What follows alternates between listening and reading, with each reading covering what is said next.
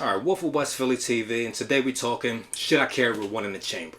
So I wanted to use this video today as the example that I'm talking about for should I carry with one in the chamber. Shout out the USCCA channel for this video here. Looks like they got it from World Star here. World Star! So I wanted to talk a little about this video here and just kind of my feelings on it and where I overall go with the idea again, like carrying one in the chamber as opposed to not here. Family's coming home from a night out, apparently shopping, and we see either older sister or mom, younger sister, and the child comes in.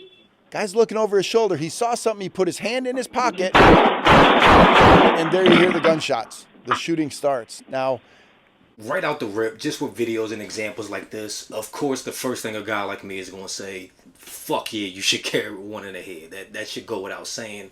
But with that being said, honestly, I got to say, people, everybody should, you got to do what's most comfortable for you.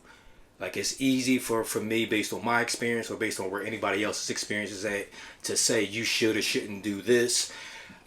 Do what's fucking comfortable for you, first things first here. It took me years to get comfortable with the idea of carrying with one in the chamber. Like, straight up and down, I'm the type of shithead. I used to carry not one in the chamber and the fucking manual safety on. So God forbid some shit ever fucking jumped off. Thinking about it now, it's silly, at least in my mind. But something jump off, I'd have to pull it out the fucking holster, take the fucking safety off, rack one, and hope I'm not fucking dead by then. See this? Belongs here, not behind the pillow. This way you can reach for it quick. When they come in, you ready for it. So, I mean, obviously, I'm going to say too, it's a lot of other situations that can happen where just by you carrying that gun, that's really the main important thing. Because you could have a situation where you don't have to react as fast, that split-second reaction time, which in my mind, you should always be planning to fucking react fast. But you could find yourself easily in a situation where you get a couple seconds, to duck behind something or some shootings happening in a direction where you can't tell exactly where it's at. I mean, you should be evading any fucking way, but if you can and you get your little space to kind of regroup, kind of regroup yourself a little bit there, you could definitely still end up being alright just by having a gun on you, being able to get yourself ready and fill out the situation. But it all depends, you know what I'm saying? I'm so strong of the mindset to absolutely carry one in the head, but of course only when you're at that point when you're comfortable with it.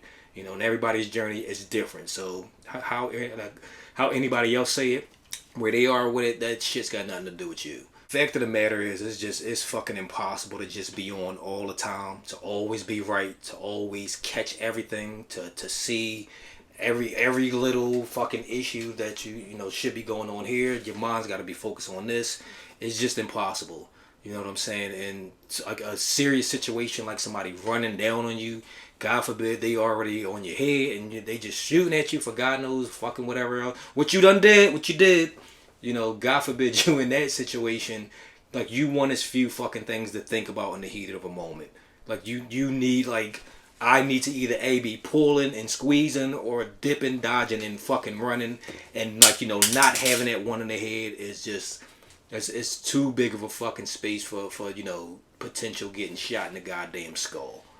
Real life drama, that shit fucking runs down you when you, like, awkward and shit. And I mean, it's never like fucking on TV or in movies.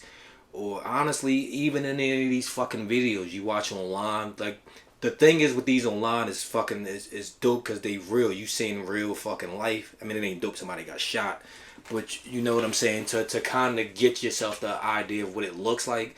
But still, even these videos don't do justice for how fast shit's fucking happening. Your brain's fucking jumping in all kinds of different directions. Like, times that I've, like, shit's happened here in the city in Philly. Like, them fucking Charlie Brown. Remember the Charlie Brown cartoons? Get them frantic look around his fucking eyes. That shit is like I always, that sort of thought stands out in my mind every time it's been some kind of, like, some random crazy drama. And just honestly, just being as fucking prepared as possible. There's really no way of saying it outside of being, like, experiencing it yourself multiple times, seeing crazy shit out here, like police officers. Goddamn, God bless you. You know what I'm saying? God bless you. Tough fucking job. They'll explain and preach it to you better than anybody. being fucking prepared for the moment, because shit just can happen. And, you know, God forbid any of us out here watching this, you find yourself in a situation where you even need to fucking get it at a moment's notice. But should you, just be fucking ready, people. Of course, the only way to really get comfortable with the idea of carrying one in the chamber is the practice. Just like, even if you're not carrying one in the chamber right off the rip, just carrying your gun, being used to it being on your person, being used to carrying it around, knowing what it's like all the time, that this is a part of your responsibility here.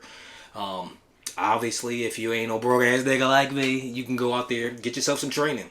I highly recommend training if you got the cash. You know, you need the burner first, as far as I'm concerned, because you might not have the cash for the training, but you might need that motherfucking slammer. But you know, obviously, you got the cash for some training. Always recommended by, you know, like any and everybody, of course. Good gun belt. Like, that's one of those things in terms of like building out a system. A good gun belt. You can't. I just really started getting myself serious with it, and I stopped overly being such a fuckhead with the fashion. Like, oh, look at my fucking shiny rhinestone belt. I still got the belts, but you know, like better good gun belts. You know, holster. You know, those are kind of interconnected. Having yourself a good, solid holster, I'd recommend finding something that's as specific to the gun as possible. Because that, again, this is something that's just going to ease the transition to feeling comfortable carrying with one in the chamber. Manual safety. Manual safety. You don't got to get a Glock. You don't got to get something that doesn't have the safety. If you need that, plenty of fucking guns out there have the safeties. In fact, I'll probably argue that you can probably find cheaper weapons that have them, because a lot of people just don't want them. That's a part of the community. But yeah, those are different options for you there to make this a lot easier for yourself. You know, carry one in that motherfucking chamber, baby. Carry one. And finally, my two little closing pearls of wisdom.